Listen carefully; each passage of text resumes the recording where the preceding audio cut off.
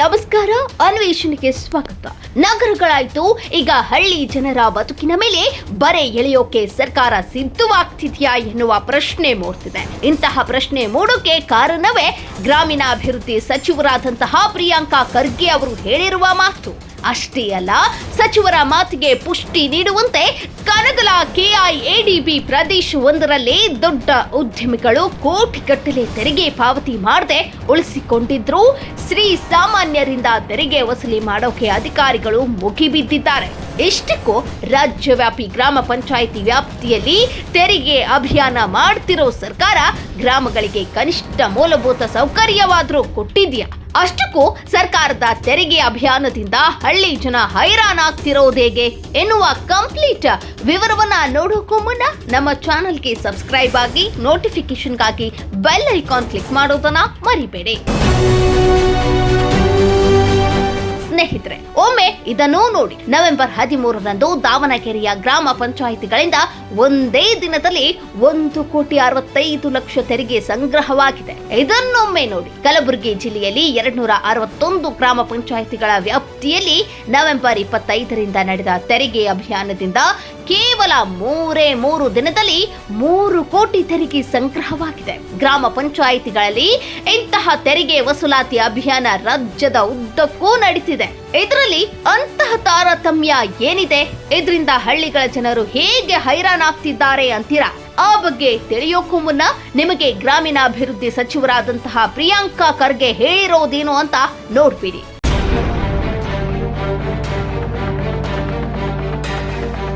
ಈಗ ಮ್ಯಾಟ್ರಿಗೆ ಬರ್ತೀನಿ. ಗ್ರಾಮೀಣಾಭಿವೃದ್ಧಿ ಸಚಿವರು ಹೇಳಿರೋದ್ರಲ್ಲಾಗಲಿ, ಈಗಾಗಲೇ ಗ್ರಾಮ ಪಂಚಾಯಿತಿ ವ್ಯಾಪ್ತಿಯಲ್ಲಿ ಹಳ್ಳಿಯ ಜನರಿಗೆ ತೆರಿಗೆ ವಸೂಲಿ ಮಾಡ್ತಿರೋದ್ರಲ್ಲಾಗಲಿ ಯಾವುದೇ ಲೋಪವಿಲ್ಲ. ಅದು ಸರ್ಕಾರದ ನಿಯಮಗಳ ಪ್ರಕಾರವೇ ನಡೀತಿದೆ. ಆದ್ರೆ ನಾವು ಕೇಳ್ತಿರೋ ಗಂಭೀರ ಪ್ರಶ್ನೆ ಏನ್ ಗೊತ್ತಾ? ಗ್ರಾಮ ಪಂಚಾಯಿತಿ ಭಾಗದಲ್ಲಿರುವ ಶ್ರೀ ಸಾಮಾನ್ಯರಿಗೆ ತೆರಿಗೆ ಹಾಕುವ ನೀವು ಅದೇ ಗ್ರಾಮ ಪಂಚಾಯಿತಿಗಳ ಭಾಗದಲ್ಲಿ ಕೈಗಾರಿಕೆಗಳಿಗೆ 100 ಎಕರೆ ಪಡೆದಿರೋ ಉದ್ಯಮಿಗಳಿಂದೇಕೆ ತೆರಿಗೆ ವಸೂಲಿಯನ್ನ ಇಷ್ಟೇ ಕಟ್ಟುನಿಟ್ಟಾಗಿ ಮಾಡ್ತಿಲ್ಲ ಎನ್ನುವುದು.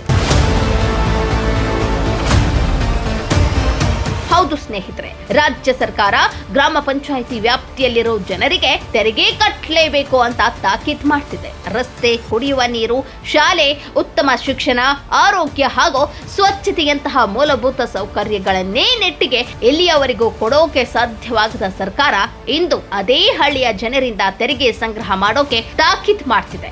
ಸಾಲದ್ದಕ್ಕೆ ಅದೇ ಗ್ರಾಮ ಪಂಚಾಯಿತಿ ವ್ಯಾಪ್ತಿಗಳಲ್ಲಿರುವ ಕೈಗಾರಿಕೆಗಳಿಗೆ, ಅಭಿವೃದ್ಧಿ ನಿಗಮಗಳಲ್ಲಿ ರೈತರಿಂದಲೇ ಜಾಗ ಖರೀದಿ ಮಾಡಿರುವ ಉದ್ಯಮಿಗಳು ಕೋಟಿ ತೆರಿಗೆ ಉಳಿಸಿಕೊಂಡ್ರು. ಆ ಬಗ್ಗೆ ಮಾತ್ರ ಸರ್ಕಾರ ತುಟಿ ಬಿಚ್ಚುತ್ತಿಲ್ಲ. ಅದಕ್ಕೆ ಬೆಸ್ಟ್ ಎಕ್ಸಾಂಪಲ್ ಇಲ್ಲಿದೆ ನೋಡಿ. ಕನಗಲ ಕೆಐಎಡಿಬಿಯಲ್ಲಿ 190 ಎಕರೆ ಜಾಗದಲ್ಲಿ ಗೋಲ್ಡ್ ಪ್ಲಸ್ ಕಂಪನಿ ಇದೆ. ಸುಮಾರು 3 ವರ್ಷಗಳಿಂದ ಚಾಲ್ತಿಯಲ್ಲಿದೆ.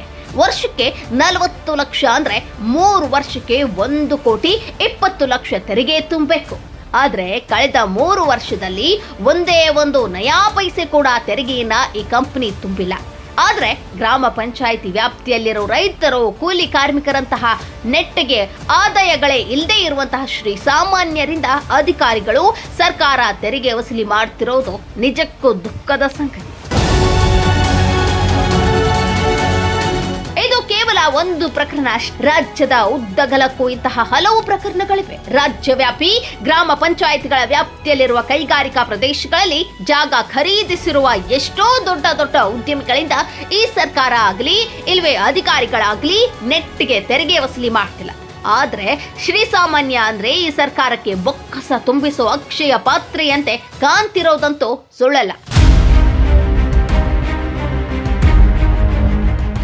ಏನಾದ್ರೂ ಗ್ರಾಮ ಪಂಚಾಯಿತಿ ವ್ಯಾಪ್ತಿಗಳಲ್ಲಿರುವ ಉದ್ಯಮಿಗಳಿಗೆ, ಅವರ ಜಾಗಗಳಿಗೂ ಅಧಿಕಾರಿಗಳು ತೆರಿಗೆ ವಿಧಿಸಬೇಕು, ಅದನ್ನು ಸಂಗ್ರಹಿಸಬೇಕು. ಇಲ್ಲದೆ ಹೋದ್ರೆ ಸರ್ಕಾರದ ಈ ತೆರಿಗೆ ತಾರತಮ್ಯ ವೈಖರಿ ಮತ್ತೊಮ್ಮೆ ದೇಶದಲ್ಲಿ ಬ್ರಿಟಿಷ್ ಆಡಳಿತವನ್ನ ನೆನಪಿಸುವಂತೆ ಮಾಡೋದು ಅಕ್ಷರಶಃ ಸತ್ಯ. ಈ ಬಗ್ಗೆ ನಿಮ್ಮ ಅನಿಸಿಕೆ ಏನು ಅಂತ ಕಮೆಂಟ್ ಮಾಡಿ ತಿಳಿಸಿ.